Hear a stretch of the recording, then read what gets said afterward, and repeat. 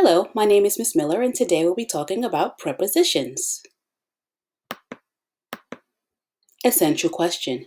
How do we give information on the position of an object? Standard. Identify the relative position of objects that are on, off, in, and out. A preposition is a word that indicates the relationship between a noun and other words of a sentence. They explain the relationships of sequence, space, and logic between the object of the sentence and the rest of the sentence. They help us understand order, time connections, and positions. Vocabulary. Typically, I start off with on, off, in, and out, but I also keep a poster handy and eventually move on to some of these other preposition words. So again, in, on, between, among, over, opposite, under, in front of, behind, and next are all words I would eventually move on to once they have mastery of these four. Some activities for prepositions include a preposition wheel.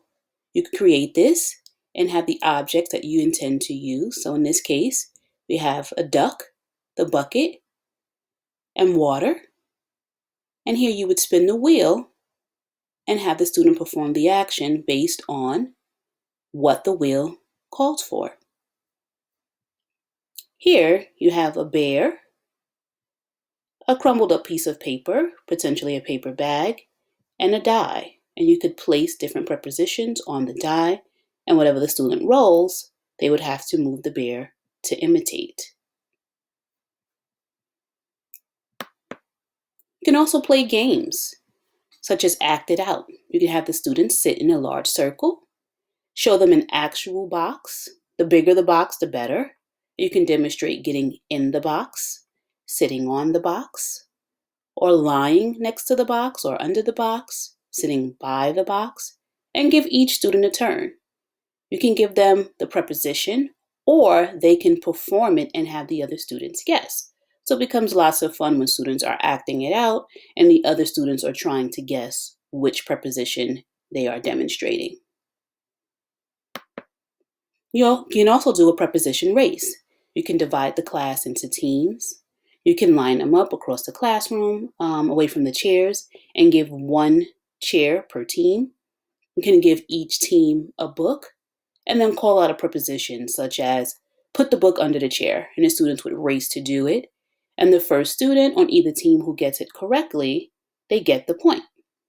You repeat the process with different prepositional phrases until all students have had at least one turn, and whoever has the highest score wins. You can also do map it. You can spread a map out on the floor so that all students can easily see it. Then students can try to guess your location.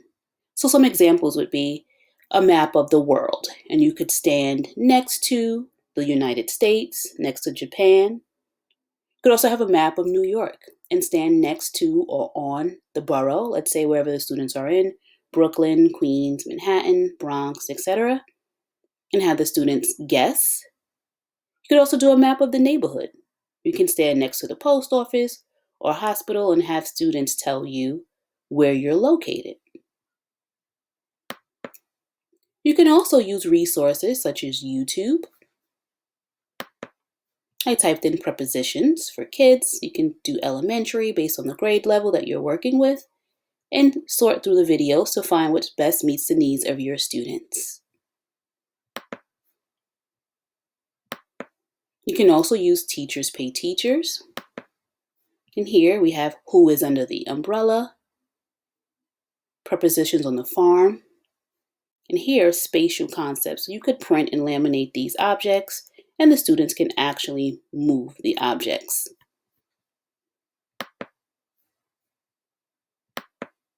You can also use getepic.com. So on GetEpic, you can search prepositions. You can sort by age, reading level, fiction and nonfiction, format, and language.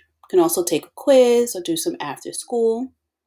In here, you'll see under, over, by the clover, a really fun game that you could also play with your students, such as hide and seek. This could be a good start to the game by reading the story. We have in and out, around and through, under and over, near and far. So you have lots of choices of preposition stories that you could read to your students. In addition, you could also use liveworksheets.com and search for preposition. And here you have lots of choices as well. You can match by preposition. You can listen to the preposition and the students select what they're being asked to choose. You can also read and drag. So again, depending on the levels of your learners, where they are in the preposition process, you would select an activity that best meets the needs that your students have. Wow.boomlearning.com is another great resource. So there I searched for prepositions and found this activity. So basically the students will have to say where the fox is in relation to the tree stump. So in this case, the fox is it behind, near, under, or above? Let's select near. The fox is by, next to, between, or near. So the tree stump and the tree. Between. The fox is standing. Is it in front of, under, above, over? So students will continue to go through the series of positions and select the right choice.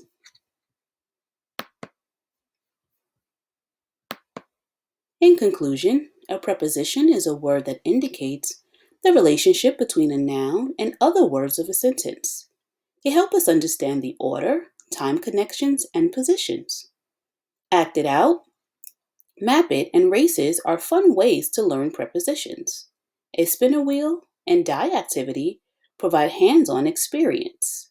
YouTube, Boom Learning, Teachers Pay Teachers, Epic Books, and Live Worksheets have great activities and videos. Thank you so much for watching.